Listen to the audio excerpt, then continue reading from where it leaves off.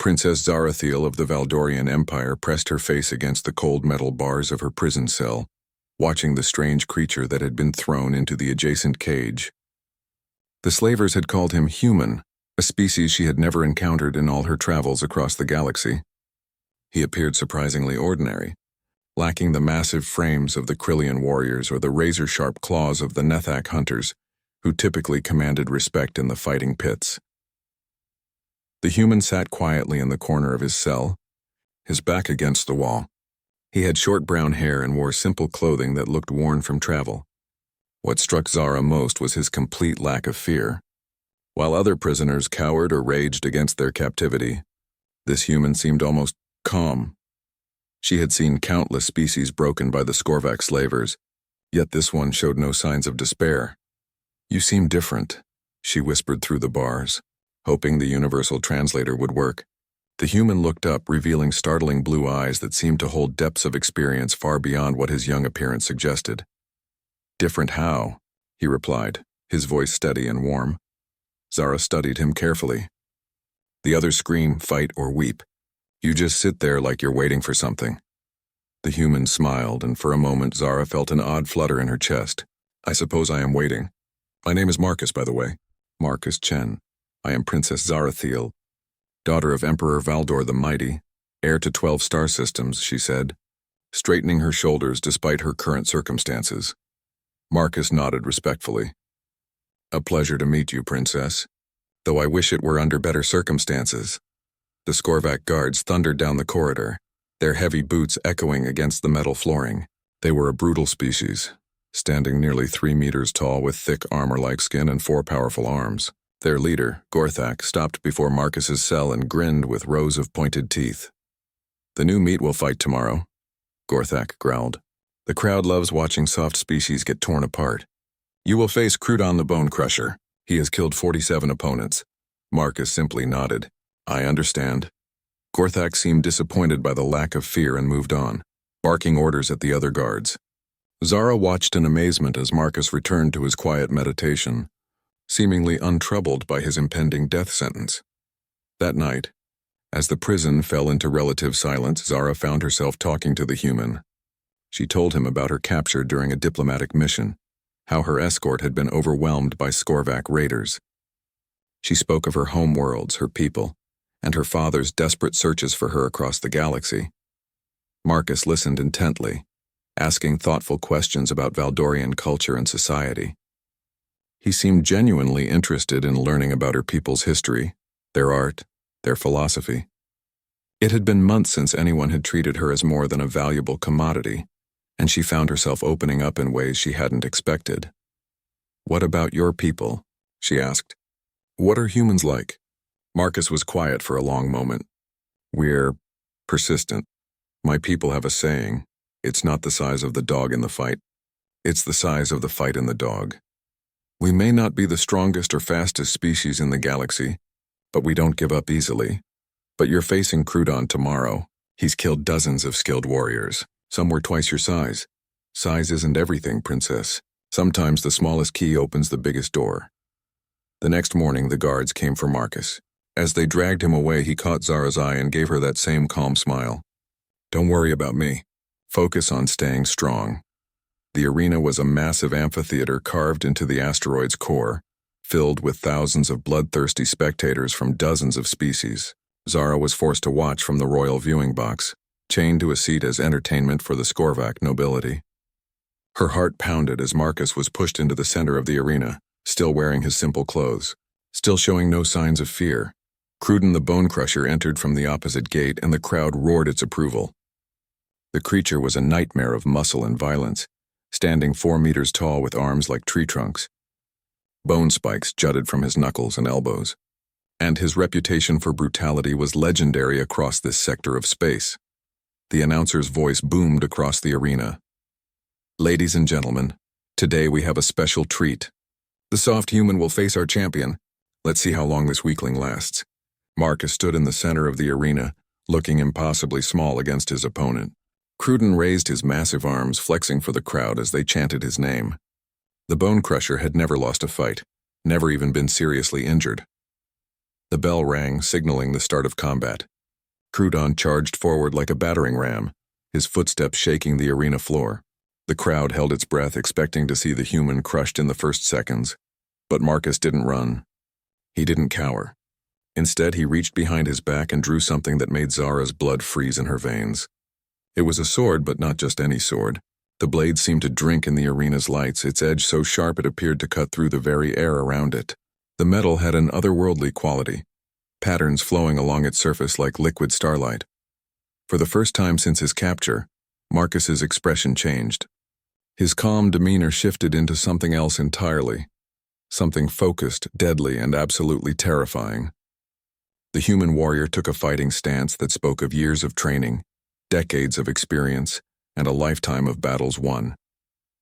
The arena fell silent. Even Crudon stopped his charge, suddenly uncertain. In that moment, Zara realized she had been completely wrong about the man in the cell next to hers. Marcus wasn't just some ordinary human. He was something far more dangerous. The sword in Marcus's hand hummed with an energy that seemed to resonate through the arena's structure. Crudon the Bone Crusher, who had never shown fear in over 200 battles, took an involuntary step backward. The weapon appeared to be forged from materials unknown to galactic science, its surface rippling with patterns that hurt to look at directly. Zara watched in stunned silence as Marcus moved with fluid grace, testing the weight of his blade. Every motion spoke of masterful training, of battles fought across countless worlds. This wasn't the calm, gentle human she had spoken with through prison bars. This was a predator showing its true nature. Crudon recovered from his initial shock and roared his challenge, rushing forward with bone spikes extended. The crowd expected to see the human dodge or attempt some desperate defensive maneuver. Instead, Marcus stepped directly into the charge, his sword moving in a precise arc that seemed to bend light around its edge. The blade met Crudon's spiked gauntlet with a sound like breaking reality. The Bone Crusher's supposedly indestructible bone armor, which had turned aside countless weapons, simply ceased to exist where the sword touched it. Crudon's confident expression transformed into one of pure terror as his trademark spikes fell away like dust. Marcus pressed his advantage with surgical precision. His footwork was perfect, each step calculated to maximize efficiency while conserving energy. He moved around Crudon's massive frame like water flowing around a boulder, striking at joints and pressure points with devastating accuracy. The arena erupted in confusion. Spectators who had come expecting a quick execution were witnessing something unprecedented. The Skorvac nobility in their viewing boxes leaned forward, their four eyes wide with disbelief. Several species in the crowd began placing frantic new bets as odds shifted dramatically. Crudon swung his remaining good arm in a desperate haymaker that should have pulverized any normal opponent. Marcus ducked under the blow and responded with a strike that opened a precise cut along the giant's thigh. The wound wasn't deep enough to cripple, but it sent a clear message. The human was toying with him. "Impossible," breathed Lord Vorthak, the Skorvac overseer sitting beside Zara. "That blade cuts through grade 9 battle armor like it's paper. What kind of technology is that?" Zara found her voice. "What is he?" The question hung in the air as Marcus continued his methodical dismantling of the arena's champion. Each strike was calculated, precise, and utterly devastating. He wasn't fighting angry or desperate. He was working with the calm efficiency of a master craftsman. Crudon stumbled backward, green blood streaming from multiple wounds. The Bone Crusher had never been hurt this badly, never faced an opponent who made him look clumsy and slow.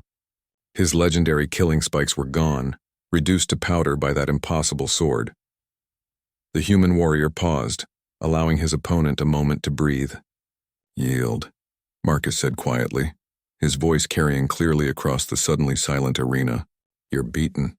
There's no shame in admitting it.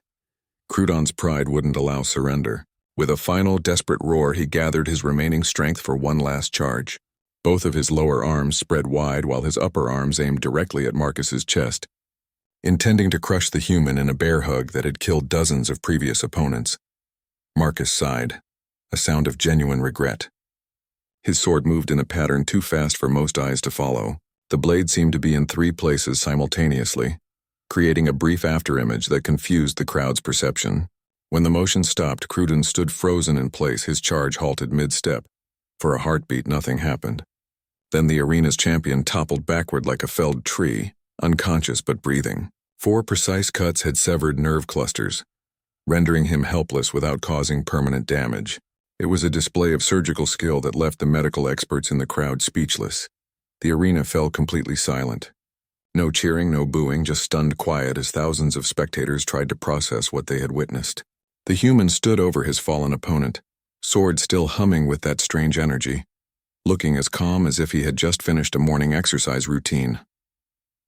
Lord Vorthak was the first to recover his voice. "Seize him. All guards to the arena floor. Deploy the stun nets." Dozens of heavily armed Skorvac warriors poured into the arena from hidden passages. They carried weapons designed to subdue the most dangerous gladiators. Energy nets that could paralyze a raging Krillian berserker. Shock spears that delivered enough voltage to stop a charging Nethak hunter. Marcus watched their approach with that same patient calm he had shown in his cell. He made no attempt to flee or seek cover. Instead, he simply adjusted his grip on his sword and waited. The first wave of guards reached him simultaneously from 3 directions. What happened next defied everything Zara thought she knew about combat physics. The human moved like liquid lightning, his blade carving through weapons, armor, and energy shields with equal ease. Guards who had subdued hundreds of dangerous criminals found themselves disarmed and unconscious before they could even register his movements. The stun nets, designed to be unbreakable, parted like smoke where his sword touched them. Energy shields that could stop plasma cannons flickered and died as that impossible blade passed through them. In less than 30 seconds, 24 elite guards lay unconscious around Marcus. None seriously injured, but all thoroughly defeated. More guards poured in, these carrying heavy weapons meant for executing prisoners rather than capturing them. Marcus's expression hardened slightly as plasma rifles charged up, their targeting lasers painting red dots across his chest. The sword in his hand pulsed once, brightly enough to make everyone in the arena blink. When their vision cleared, the human warrior was no longer alone. Floating above the arena floor, projected from the sword itself, was a holographic display showing military insignia and text in scripts from across the galaxy. The translations appeared automatically in every major language. Colonel Marcus Chen, Terran Federation Special Operations Command. Diplomatic immunity invoked under Galactic Accord 77 Alpha. Warning: hostile action against this individual constitutes an act of war against the Terran Federation. The arena erupted in chaos as species after species recognized the implications. The Terran Federation wasn't just another small empire. They were the mysterious human government that had been slowly making contact with galactic civilization. More importantly, they were rumored to possess military technology that made other species' weapons look like primitive clubs. Zara stared at the man she had thought was just another captured prisoner. A Federation Special Operations officer. A warrior trained by a species that had never lost a war, never backed down from a fight, never surrendered their people to slavery. And somehow, impossibly, he had been pretending to be nothing more than an ordinary human traveler. The holographic display continued to project above Marcus, showing additional information that made several species in the crowd physically recoil. His service record scrolled past in multiple languages: campaigns against the Void Hunters, successful missions deep in hostile territory, decorations for valor that most warriors could only dream of achieving.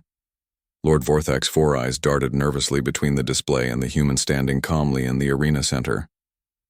The Skorvac had built their slaving empire on the principle that overwhelming force could subdue any opponent.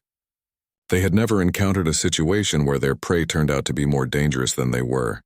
"This changes nothing," Vorthak bellowed, though his voice cracked slightly. "He is still a prisoner. The Federation is too far away to help him." Marcus looked up at the viewing box, his blue eyes meeting Zara's for a moment before shifting to the Skorvac Lord. When he spoke, his voice carried clearly throughout the arena despite its conversational tone. "Actually, Lord Vorthak, I think you'll find that distance isn't quite the problem you imagine it to be."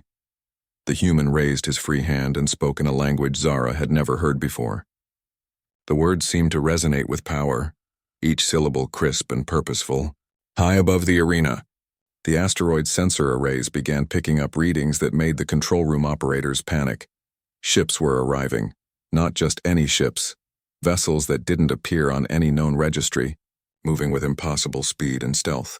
The Skorvac fleet, which had seemed so imposing just minutes before, suddenly looked like a collection of toys floating in space. The arena's massive viewing screens activated, showing the space around the asteroid. Against the starfield, sleek forms materialized as if stepping out of empty space itself. The ships were beautiful in their lethal efficiency, their hulls reflecting starlight in patterns that suggested technology far beyond anything the galaxy had seen. Terran Federation vessels, Marcus explained casually, as if discussing the weather. Stealth destroyers, to be precise. They've been following me for weeks, waiting to see how this situation developed.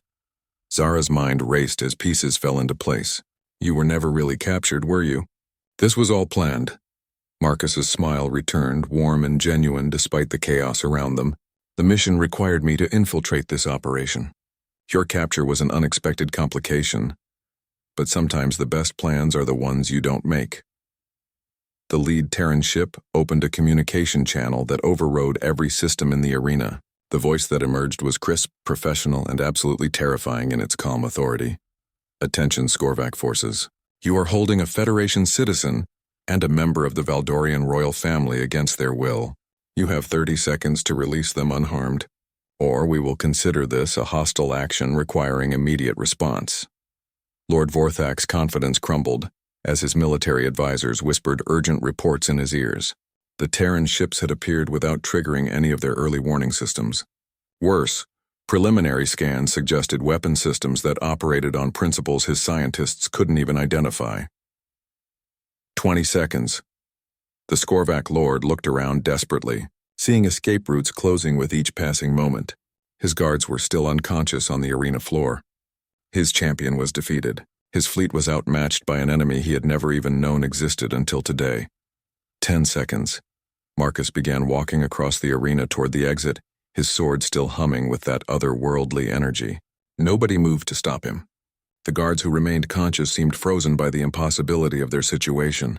5 seconds. Wait, Vorthak shouted. Terms. I want to discuss terms. The Terran voice returned, now carrying a note of amusement.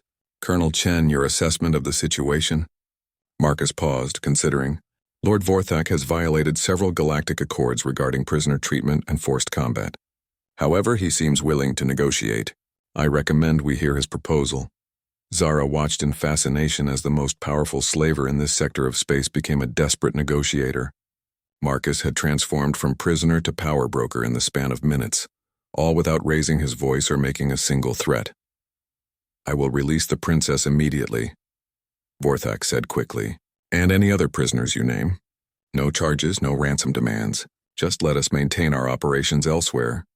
Counter-proposal, Marcus replied, still walking slowly toward the viewing box. You release all prisoners currently in your custody. You provide full records of everyone you've sold in the past year. And you shut down your slaving operations permanently. Impossible. I have commitments, debts to other organizations. They'll kill me if I simply stop. Marcus reached the arena exit and began climbing the stairs to the viewing levels. Those sound like personal problems, Lord Vorthak. I'm sure you'll find creative solutions. The Skorvac leader's desperation reached new heights as he realized his empire was crumbling around him. The other slavers will move into our territory anyway. At least with us, the prisoners are treated relatively well. Actually, Marcus said, reaching the viewing box where Zara sat chained, that won't be a problem. The Federation has decided to establish a permanent presence in this sector. Anti-slavery operations, you understand. Very thorough ones. He knelt beside Zara's chair, examining the energy shackles that held her in place. His sword touched the restraints briefly and they simply dissolved. She felt the circulation return to her hands and feet as the cruel bonds fell away. Thank you, she whispered, rubbing her wrists. We're not finished yet, Marcus replied quietly. Your people are going to want proof that you're safe, and I suspect your father has some strong opinions about what should happen to the people who took you. Vorthak overheard and paled even further. The Valdorian Empire was known for its military might and its absolute protection of royal family members. If Princess Zarathiel had been harmed, Emperor Valdor would glass entire star systems to extract his revenge. Princess, Vorthak said hurriedly, surely you understand that business is business. Nothing personal was intended. Perhaps we can reach an accommodation that satisfies everyone. Zara stood slowly, her royal bearing returning as freedom restored her confidence. When she spoke, her voice carried the authority of someone born to command star systems. Lord Vorthak, you will release every prisoner in your custody immediately. You will provide reparations to their families and home governments. You will submit to Federation oversight of the dismantling of your criminal organization. And you will pray to whatever gods you worship that my father is feeling merciful when he decides your ultimate fate. The Skorvac Lord's forearms trembled as the full weight of his situation became clear. He had captured the wrong princess and imprisoned the wrong human. Now two of the galaxy's most formidable powers were deciding his future, and neither seemed inclined toward mercy. Marcus offered Zara his arm like a gentleman escort. Shall we go home, princess? I believe both our peoples have some things to discuss. The Terran transport ship was unlike anything Zara had ever experienced. Where Valdorian vessels emphasized grandeur and Skorvac ships focused on intimidation, human design seemed to pursue perfect efficiency, wrapped in understated elegance. Every surface served multiple purposes. Every system integrated seamlessly with others. Marcus had shed his prisoner disguise, now wearing a Federation uniform that somehow made him appear even more dangerous than he had in the arena. The insignia on his collar indicated ranks and specializations that translated to positions of significant authority within human military structure. Your people are going to want a full debrief, he said, leading her through corridors that hummed with barely contained energy. The Federation Intelligence Division will have questions too, but those can wait until after you've had proper medical attention. Zara found herself studying his profile as they walked. You could have revealed yourself at any time during our captivity. Why wait? Several reasons. First, my mission required deep infiltration of the slaving network. Breaking cover early would have compromised months of intelligence gathering. Second, your safety became a factor once you were captured. Revealing my identity while we were both prisoners would have made you a target for retaliation. They entered what appeared to be a simple meeting room, but Zara's enhanced senses detected weapon systems hidden throughout the space. Even here on his own ship, Marcus remained ready for combat. There's a third reason, he continued, activating a holographic display that showed star charts of the region. The Federation has been looking for an excuse to establish stronger ties with the Valdorian Empire.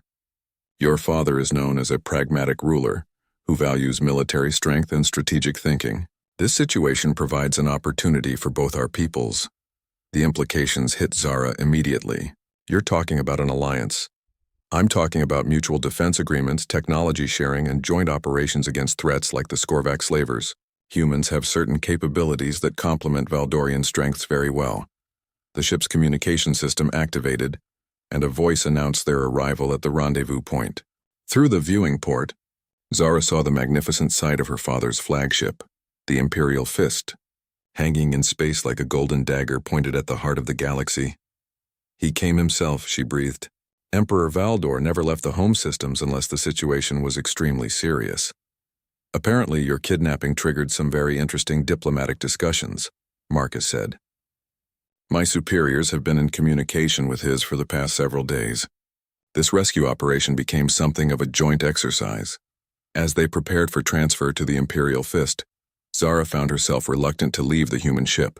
Despite its alien design, she had felt safer here than anywhere since her capture. More than that, she had felt understood. Marcus treated her as an equal, a fellow warrior rather than a precious object to be protected. Will I see you again? She asked as they reached the docking bay. Marcus paused, something unreadable flickering across his expression. That depends on how our governments decide to proceed, and on whether you find the idea appealing. Before she could respond, the airlock cycled open and her father's security detail swept in. Captain Voxtel, her father's personal guard commander, barely contained his relief at seeing her alive and unharmed. Princess, the Emperor has been mobilizing half the fleet. When we learned you were captured by slavers, I'm fine, Captain, thanks to Colonel Chen and his people. She gestured toward Marcus, who had assumed a formal military posture. The Valdorian guards studied the human with professional interest. They recognized a fellow warrior when they saw one, and the ease with which he moved suggested skills that commanded respect. The transfer to the Imperial Fist was conducted with full ceremonial honors, both for Zara's return and for Marcus as a representative of the Terran Federation. Emperor Valdor waited in his private reception chamber, a room designed to intimidate visiting dignitaries with its displays of military might and imperial power. Zara's father was exactly as Marcus had expected from intelligence reports. Tall, powerfully built, with the bearing of someone who had never lost a battle or backed down from a challenge. His eyes held the cold intelligence of a ruler who had expanded his empire through careful planning and overwhelming force. "Daughter," Valdor said simply, embracing Zara with genuine warmth that contrasted sharply with his public image. "I was prepared to burn a dozen star systems to ensure your safe return." "That won't be necessary, Father." Colonel Chen and his people handled the situation quite efficiently. Valdor turned his attention to Marcus, studying him with the calculating gaze of a career military commander.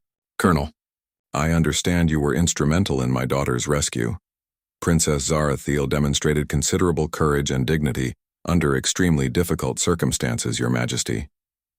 The Federation was pleased to assist in her recovery.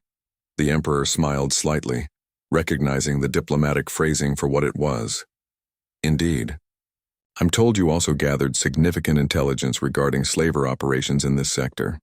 Our mission objectives included disrupting illegal trafficking networks. Rescuing the princess was an unexpected but welcome addition to those objectives. What followed was a delicate dance of diplomatic conversation, with both men probing for information, while revealing carefully calculated amounts about their respective capabilities. Zara watched in fascination as her father and Marcus evaluated each other, recognizing kindred spirits despite their different species and cultures. "Your people interest me, Colonel," Valdor said finally. "The intelligence reports about your capabilities seem almost too remarkable to believe. Yet here you stand, having single-handedly neutralized one of the most dangerous criminal organizations in this sector. Humans have certain advantages, Your Majesty, but we also recognize our limitations. That's why we're interested in establishing stronger relationships with powers like the Valdorian Empire. Mutual defense agreements, technology sharing, joint operations," Zara interjected, earning surprised looks from both men. "The Colonel briefed me on the Federation's proposals during our journey." Valdor's eyebrows rose. "Did he indeed? And what are your thoughts on these proposals, daughter?" Zara chose her words carefully. "I think the Federation offers capabilities we currently lack, while we possess resources and strategic positioning they need. From a purely military perspective, the partnership makes sense. And from a non-military perspective, the question hung in the air as father and daughter shared a look that conveyed years of understanding. Valdor had always trusted Zara's judgment about people, and her opinion of Marcus would carry significant weight in his decision-making. "I believe the Colonel is a man of honor who represents a people we can trust as allies," she said finally. Marcus felt the weight of that endorsement, understanding that he had just passed some kind of test he hadn't even known he was taking. The next few minutes would determine whether two civilizations moved toward partnership or remained cautious strangers. Emperor Valdor stood, his decision made. "Colonel Chen, would you be willing to extend your stay? I believe our governments have much to discuss, and I would value your input on certain military matters. I serve at the pleasure of the Federation, Your Majesty. If my superiors approve, I would be honored to participate in such discussions." As the formal meeting concluded, Zara caught Marcus's eye once more. The question she had asked earlier remained unanswered, but now she sensed that their story was far from over. 3 weeks into the diplomatic negotiations aboard the Imperial Fist, Zara found herself spending increasing amounts of time with Marcus in the ship's strategic planning center. What had begun as debriefing sessions about slaver operations had evolved into something much more complex and personal. The human proved to be an exceptional strategic mind, offering insights into galactic politics and military theory that impressed even her father's most senior advisors. More than that, he treated her as an equal partner in the discussions, valuing her opinions and building on her suggestions rather than simply deferring to her royal status. The key weakness in the Skorvac network wasn't their security, Marcus explained, manipulating the holographic display to show shipping routes across 3 star systems. It was their reliance on fear as a primary management tool. Fear makes subordinates reluctant to report problems or suggest improvements. Zara studied the patterns he highlighted, whereas human military doctrine emphasizes initiative at all levels. Your soldiers are trained to think, not just follow orders. Exactly. A Skorvac commander who loses contact with his superiors becomes paralyzed. A human squad leader in the same situation adapts and continues the mission. Their conversation was interrupted by an urgent communication from the bridge. Emperor Valdor's voice carried a note of tension that immediately put both warriors on alert. All senior staff to the command center. We have a developing situation. The command center buzzed with activity as officers from both human and Valdorian fleets coordinated their response to new intelligence. The massive central display showed a region of space that Zara recognized with growing dread. The Nexari have mobilized their battle fleet, Admiral Kethvar reported grimly. Intelligence suggests they're planning to move against the Federation colony at Kepler 7. Marcus studied the tactical display with professional detachment, but Zara caught the slight tightening around his eyes.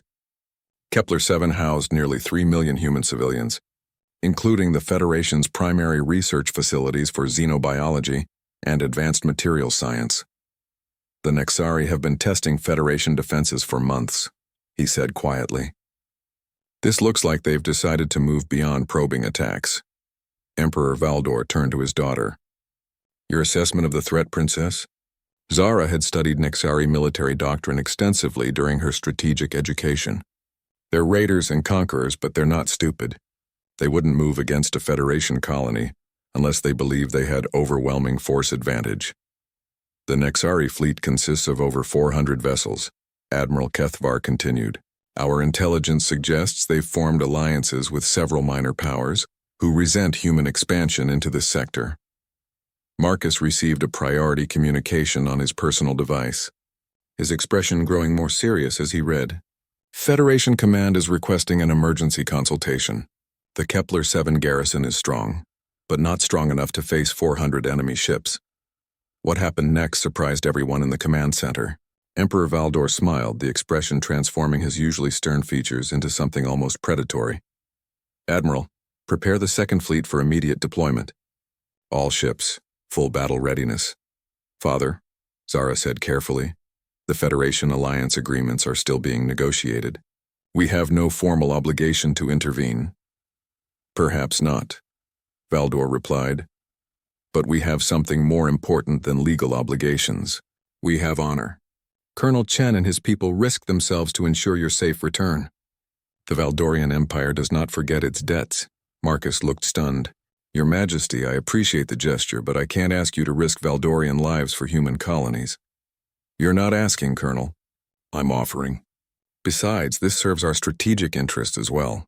The Nexari have been raiders and pirates for generations. If they succeed in taking Kepler 7, they'll become a much more significant threat to everyone in this region. The Emperor's logic was sound, but Zara recognized something else in his decision.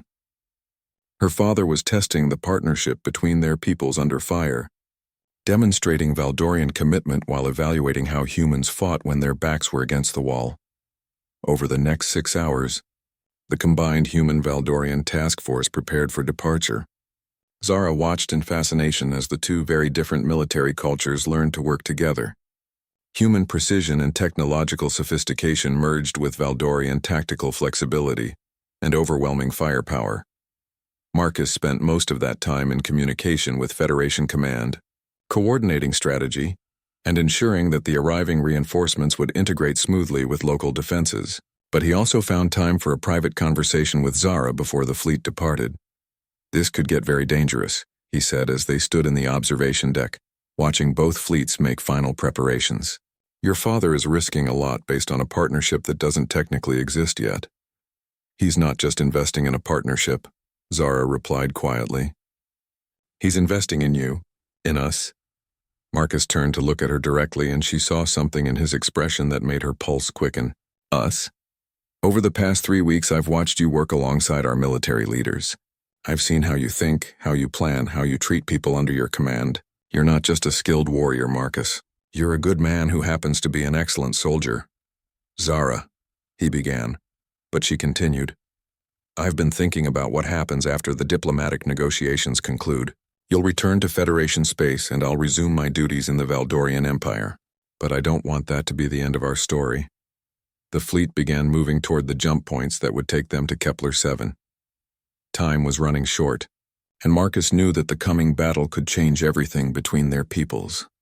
"What are you suggesting?" he asked. "I'm suggesting that maybe two civilizations aren't the only ones capable of forming an alliance," she said, moving closer to him. "I'm suggesting that sometimes individual connections can be just as important as political ones." Marcus reached out, taking her hand in his. The cultural differences alone would be complicated. The political ramifications could be enormous. "The best partnerships always involve some risk," Zara replied, squeezing his fingers. "Besides, I think our peoples are more compatible than either government realizes. We both value honor, courage, and protecting those who can't protect themselves." The ship shuddered slightly as the engines engaged for the jump to faster-than-light travel. Within hours, they would either be celebrating victory or mourning losses. But in that moment, standing together and watching the stars, both of them understood that their personal alliance had become as important as anything their governments might negotiate. "When this is over," Marcus said quietly, "I'd like to formally request permission to court you, Princess. With your father's blessing and according to whatever protocols your culture requires." Zara's smile could have lit up the entire ship. "I think that can be arranged, Colonel. But first, let's go save your people and show the galaxy what humans and Valdorians can accomplish together." The Battle of Kepler 7 became the stuff of legends across the galaxy, not just for the tactical brilliance displayed by both sides, but for what it represented. The first true test of human-Valdorian cooperation under fire. Marcus stood on the bridge of the Imperial Fist alongside Emperor Valdor and Admiral Kethvar, watching as their combined fleet dropped out of hyperspace at the edge of the Kepler 7 system.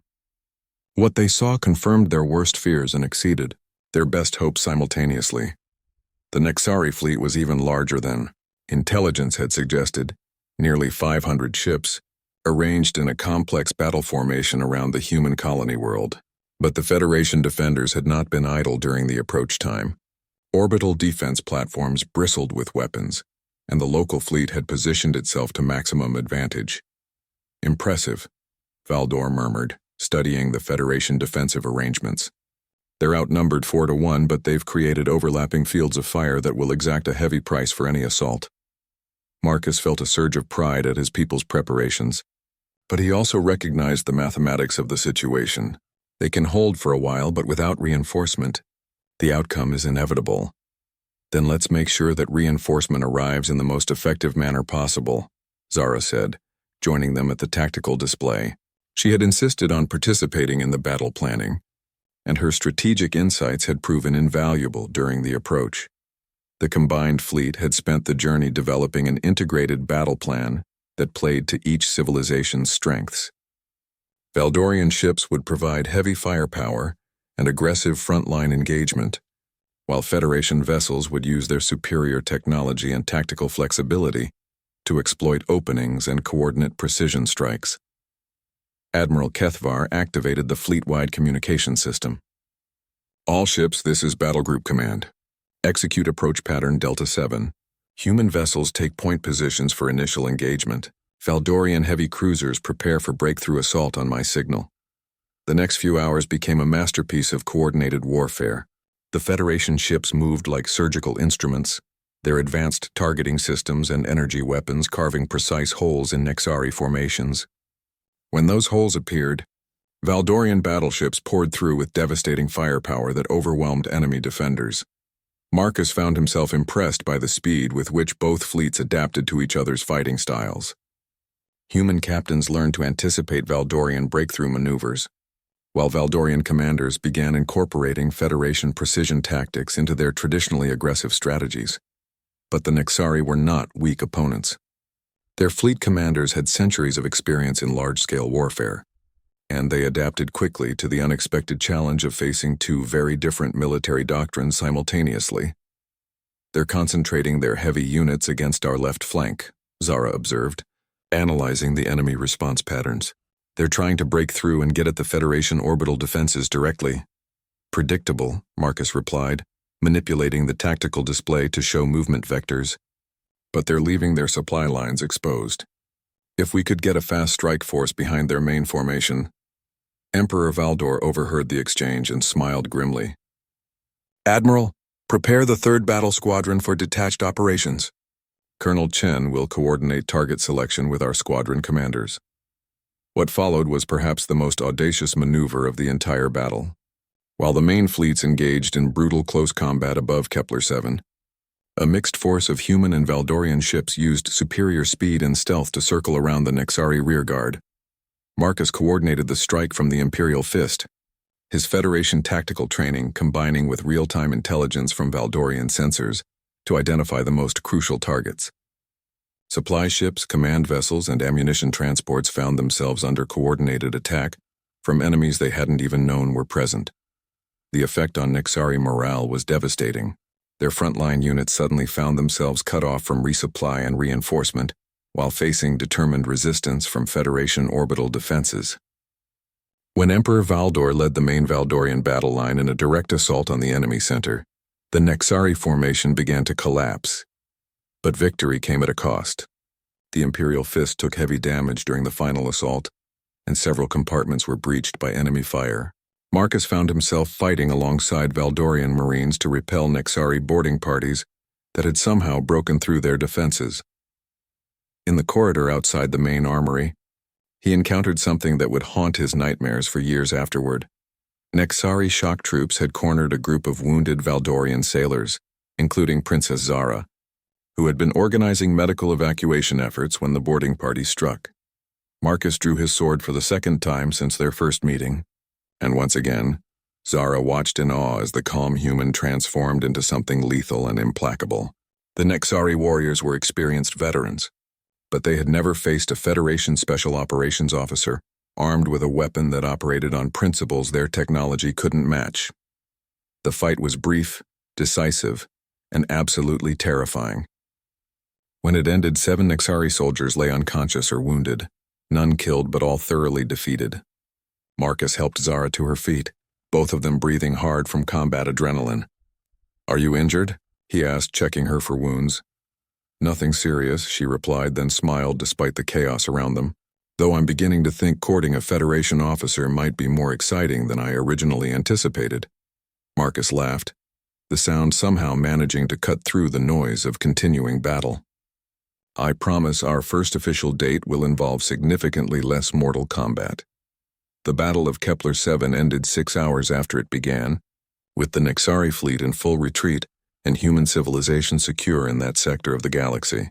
But the victory represented something much more significant than military success. Emperor Valdor found Marcus and Zara in the ship's medical bay, where they were receiving treatment for minor combat injuries. The Emperor's expression was thoughtful as he approached them. "Colonel," he said formally, "the Federation has gained a powerful ally today. The Valdorian Empire stands ready to formalize our mutual defense agreements and begin the technology-sharing protocols we discussed." "Your Majesty honors us," Marcus replied, standing despite the medic's protests about his partially treated wounds. "However," Valdor continued, his expression shifting to something more personal, "I believe we have other matters to discuss as well. My daughter informs me that you have requested permission to court her according to Valdorian customs." Marcus straightened, his military bearing automatic despite the informal setting. "I have, Your Majesty, with full respect for your authority and your daughter's wishes. And you understand that marriage into the Valdorian royal family would require certain commitments, ceremony, protocol, eventual succession planning. I understand the responsibilities involved, Your Majesty." Emperor Valdor studied the human for a long moment, then turned to his daughter. "And your feelings on this matter?" Zara took Marcus's hand, her grip firm and certain. "I believe Colonel Chen represents the best qualities of his people: honor, courage, and dedication to protecting those he cares about. I would be proud to stand beside him, both as his wife and as a bridge between our civilizations." The Emperor nodded slowly, then let it be recorded that the Valdorian Empire approves this union, with all the diplomatic and personal implications it entails. As the wounded fleets began their journey home, Marcus and Zara stood together on the observation deck once more, watching the stars. They had begun as strangers thrown together by circumstances, evolved into allies facing impossible odds, and emerged as partners ready to build a future that neither of their peoples could achieve alone. "So," Zara said quietly, "when we return to Valdorian space, you'll officially meet my family. All of them, including my 3 brothers who will absolutely want to test your combat skills personally. Marcus grinned, squeezing her hand. I think I can handle a few more challenges. After all, I've already proven I'm stubborn enough to court an alien princess. And I've proven I'm brave enough to marry a human warrior, Zara replied. Between the 2 of us, I think we can handle whatever the galaxy throws at us next. In the months that followed, their marriage became a symbol of the alliance between the Federation and the Valdorian Empire. But for Marcus and Zara, it represented something much simpler and more profound. The understanding that love, like military strategy, often succeeds best when 2 different strengths combine to create something greater than either could achieve alone. The galaxy would face many threats in the years to come, but it would face them with humanity and Valdorians standing together, united by treaty, strengthened by friendship, and bound by a love story that began in a slaver's prison and ended among the stars.